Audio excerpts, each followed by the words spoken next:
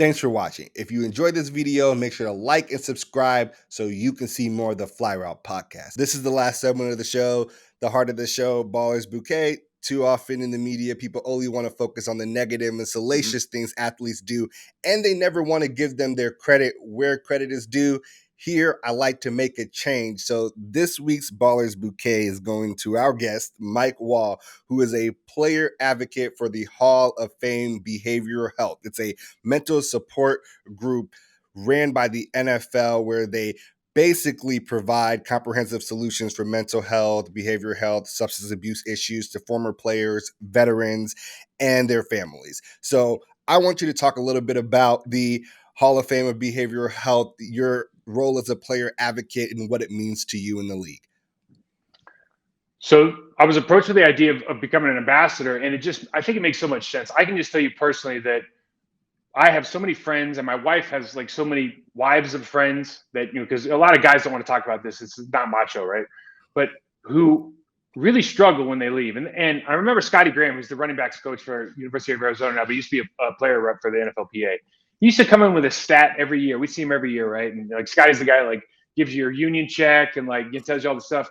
But he came with a stat every year and was like, I don't want to mess it up. It was like 80 to 90% of NFL players after they retire after 3 years are like dead, broke, or divorced.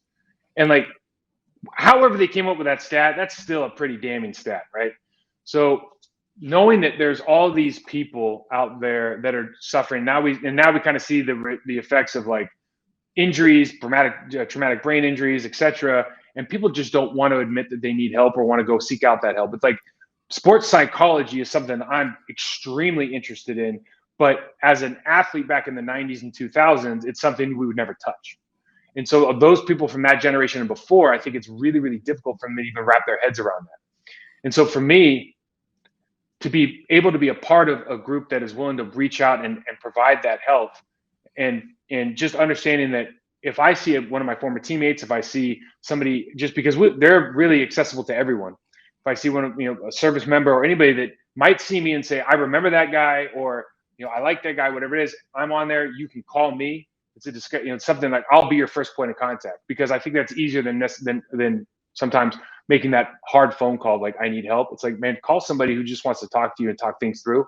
And then, hey, if it's what you want to do, like, we can help you get to that next step, certainly. So I love what they're doing. I'm super proud to be a part of it. And they have a great platform they're using called VidSig. I think it's after like video signature, but it's a phenomenal platform. Go to vidsig.com and you can go on, you can just grab a chat, just set up a time.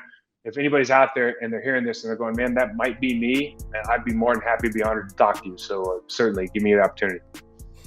Thank you for sharing that. I really appreciate it. Look,